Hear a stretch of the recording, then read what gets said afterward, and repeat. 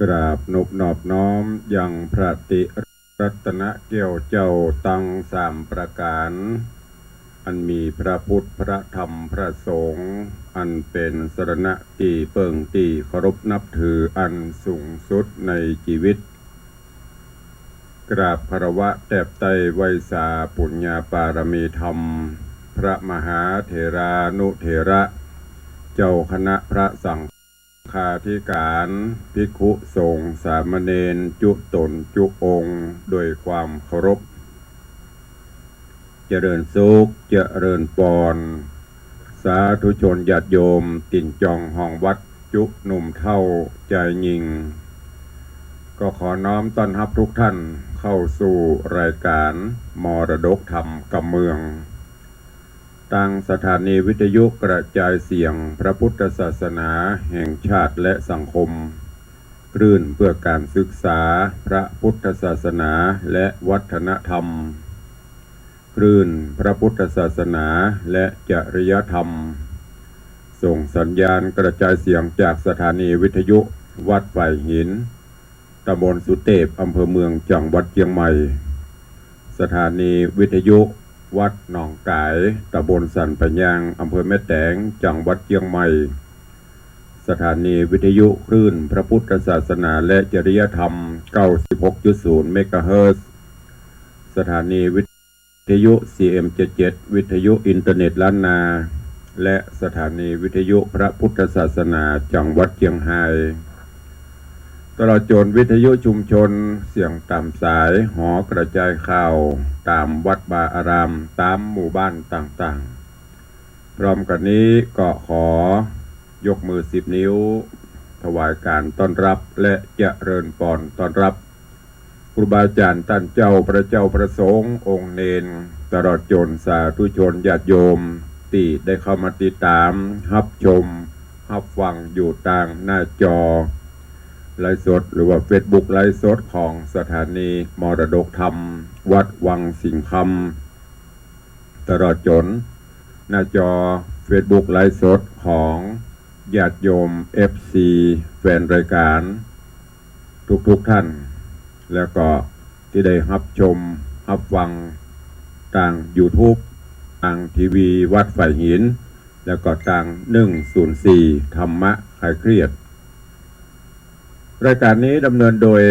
กล่าวกับผมอาตมภาพพระครูวิสิตศิลาพรเจ้าคณะตำบลประเดชเจ้าอาวาสวัดวังสิงห์คำตำบลประเดชอำเภอเมืองจังหวัดเชียงใหม่ เป็นผู้ดำเนินรายการก็จะได้น้อมนำเอาธรรมะแบบปืนบ้านล้านนารักษาหีดหอยมรดกธรรมกับเมืองมาเทศนาฮือญาติโยมต่างหลายได้สดับรับฟังกัน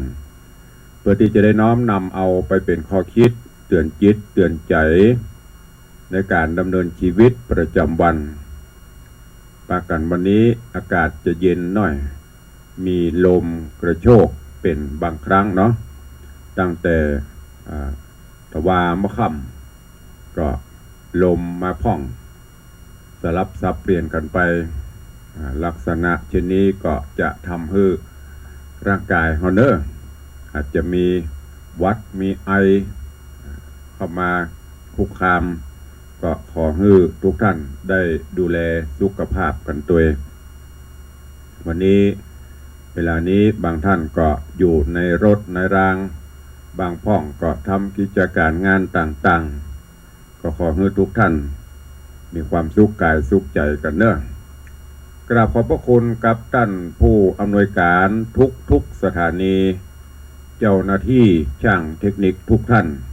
ที่ได้มอบถวายเวลาและกำกับการกระจายเสียงเพื่อให้เสียงสู่โสตประสาทหูญาติโยมศรัทธาและโดยเฉพาะก็ขอบพระคุณท่านอาจารย์พระครูสมุวิสุวัฒน์วรกิจโจท่านผอ104ตัวเองที่ได้ควบคุมดูแลในด้านการเทคนิคไลฟ์สดทั้งภาพและเสียงคือญาติโยมต่างหลายได้รับฟังตลอดจนต่าง 2596ท่านอาจารย์พระมหาประสิทธิ์ก็ได้ดูแลควบคุมการกระจายเสียงและทุกสถานีเนอะก็รายการก็พยายามที่จะนำปาสิ่งสาระต่างๆได้มามาจาฮือกับพอออกไม่ออกสถานบุญ ได้รับทราบวันนี้พอท่านพอ96ส่งอะไรอย่างมันนี่ปิงปองเดี๋ยวขออนุญาตดูก่อนเนาะเผื่อเปิ้นมีข่าวสารอย่างแจ้งมาจะได้นำเรียนแจ้งให้ญาติโยมทั้งหลายตัว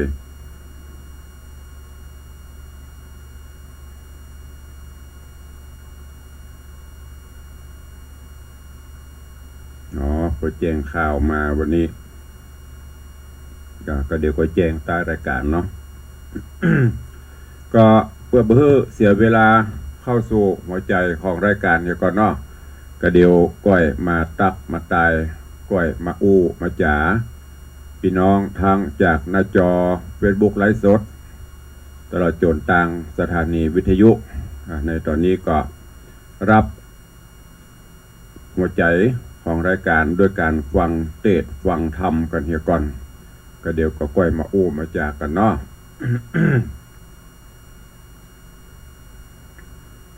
นะโมตัสสะภะคะวะโตอะระหะโตสัมมา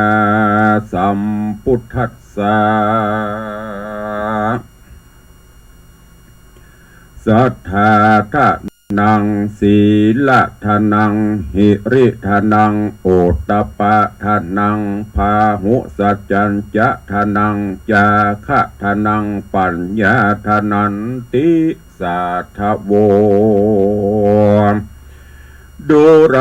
สัพพุริสะตั้งหลายตั้งยิงและใจใหญ่น้อยผู้ใฝ่หอยเจยบานตูสถานห้องเขตจอจิตเจตนาใครฟังธรรมศรัทธาปิ่นเกล่าผู้เป็นเก้าติโลกาดังจักจากล่าวจี้หือหูทีหันสายถึงปัจจัยหลายหลาก7ประการหากเป็นตราแม่นไผ่กิตนาใครใดเอาไว้ใจกับตนจะเป็นมงคลลำเลิศป่าฮือเกิดสวดสดีปัจจัยมีนิสัยจักปันฮือใดดังมาขอศรัทธาหลายม้วนโบจงพรำหูได้ฟังบัดนี้เดชเตอมนุษย์สามอันว่าคนนาโลกไต่ทวนนักไว้ยิ่งใจต่างก็พาธนาไม้ไฟหอยใครชื่นจ้อยเจยบานสุขสำราญบอกขาดตั้งแต่ชาติปัจจุบันเถิงดับขันพระนาบอกหือใดต่ำจ้าเครื่องเคียมแม่นสัมปติมีหลายหลากกันเฮาหากกันเฮากราพระวำไว้เข้าของหลายนั้นใส่ย่อมละไว้เอาเป็นสถานคือลูกหลานหนุ่มเฒ่าได้เป็นเจ้าแตนไปบ่มีไผ่กล่าวถอยว่าคนใหญ่น้อยเมื่อมอนป้ากันก่อนและหรือลากเอาเข้าของมากโดยไปมีแต่ใครกล่าวว่าคนหมูเป็นผีบุญบาปมีสร้างไว้หากจักได้ติดตนไปจุหนแหล่งละการสร้างบาปกระมัวดำบาปจักนำส่งโยลงไปสู่อเวจีส่วนกรรมดีนั้นเล่าคนหนุ่มเท่าสร้างไว้เตี้ยงจักได้เจยบาน เงินคำคานหลายแหล่เขาของแผ่มิดลายเมื่อเฮาตายกระพรากก็บ่มีภัยใดจักลากตัวไปอันมีใดนั่นใส่เฮาสร้างไว้เมืองโคนใดติดตนบอกขาดตั้งแต่ชาติปัจจุบันได้เล็งหันเจ้งที่ถึงลอดที่จากนาบ่อต่ำจ้าตกผ่านได้สำราญค่ำเจ้าบ่อโศกเศร้าเขืองกาโจรปาราเฮาหาดบ่ลู่ญาติจริงไปแม่นตกไฟก็บ่ไม่ตกน้ำใหญ่นาตีก็อยู่ดีเตี้ยงมันน้ำบ่ปั่นปลาลายตกลงในฝุ่นแย่บอดใดกว่าหนีหาย